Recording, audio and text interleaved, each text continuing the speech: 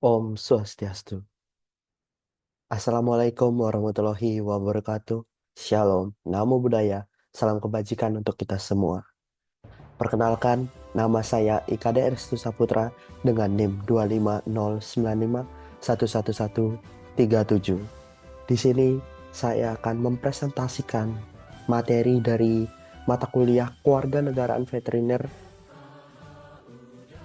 yakni sebuah tugas case-based learning dengan mengangkat topik yakni penjualan daging bangkai babi.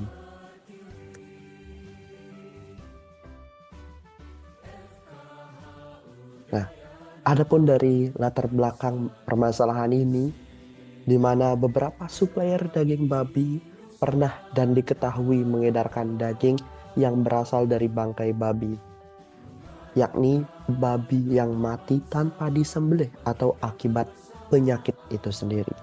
Di mana hal yang melatar belakangi hal ini adalah yang pertama adalah harga yang lebih murah, di mana bangkai babi yang mati tanpa disembelih itu tentu memiliki harga yang lebih murah untuk dibeli oleh supplier daging.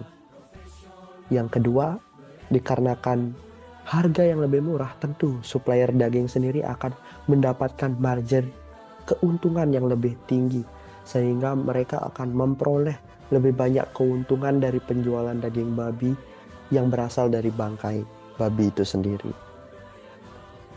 Yang ketiga, kurangnya pengetahuan yang mereka miliki, di mana mereka menganggap bahwa babi yang mati akibat penyakit atau tanpa disembelih itu sendiri itu masih sama kualitasnya dengan babi yang disembelih dalam keadaan sehat.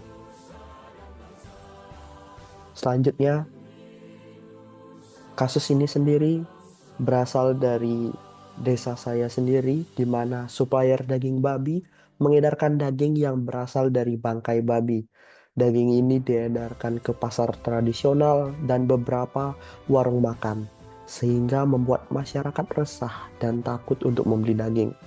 Nah, setelah diidentifikasi, di mana kasus ini terkait dengan materi ke-13 dari Kewarganegaraan Veteriner, yakni kewajiban sosial profesi dokter hewan dalam pembangunan nasional.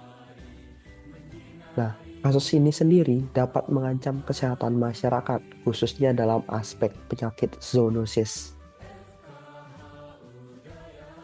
Kasus ini juga dapat menimbulkan kerusakan keseimbangan ekonomi akibat masyarakat yang enggan membeli daging lokal. Nah, setelah diidentifikasi, kasus ini melanggar Peraturan Menteri Pertanian RI Nomor 50 Tahun 2011 tentang rekomendasi persetujuan pemasukan karkas, daging, jeroan, dan atau olahannya ke dalam wilayah negara Republik Indonesia, yakni pada pasal 1 pada bab 1 Ketentuan Umum, di mana pada ayat 2 dinyatakan bahwa karkas babi adalah bagian tubuh babi sehat. Dalam yang perlu kita tekankan adalah sehat, yang diperoleh dengan cara disembelih, dikerok bulunya, dipisahkan kepala dan kakinya, serta dikeluarkan jeroannya. Di mana solusi yang dapat saya tawarkan dari permasalahan atau kasus tersebut, yang pertama adalah solusi preventif, yakni mengadakan sosialisasi melalui Dinas Peternakan di setiap kecamatan terkait pangan yang aman, sehat, dan utuh. Yang kedua, mengadakan pemeriksaan rutin oleh dokter hewan di setiap supplier daging, khususnya pemeriksaan postmortem untuk mengetahui kualitas dan kelayakan dari daging babi itu sendiri untuk dikonsumsi oleh masyarakat yang ada di Bali. Yang ketiga, yakni memberikan edukasi hukum kepada supplier tentang peraturan terkait pangan yang layak dikonsumsi oleh masyarakat luas.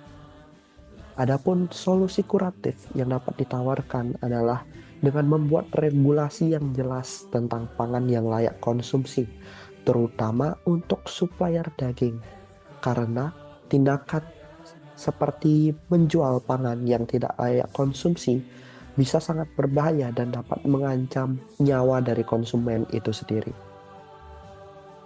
Adapun kesimpulan dari kasus ini adalah penjualan daging babi dari bangkai babi oleh supplier pasti dilatar belakangi oleh berbagai hal, baik karena keinginan untuk mendapatkan banyak keuntungan atau sekadar ketidaktahuan.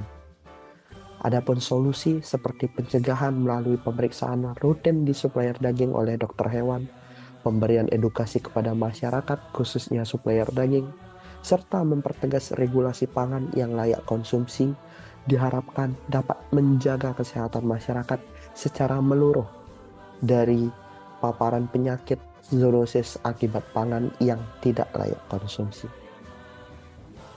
Sekian yang dapat saya sampaikan. Terima kasih. Om Santi, Santi, Santi Om. Wassalamualaikum warahmatullahi wabarakatuh. Shalom, namo buddhaya, salam kebajikan untuk kita semua. Terima kasih.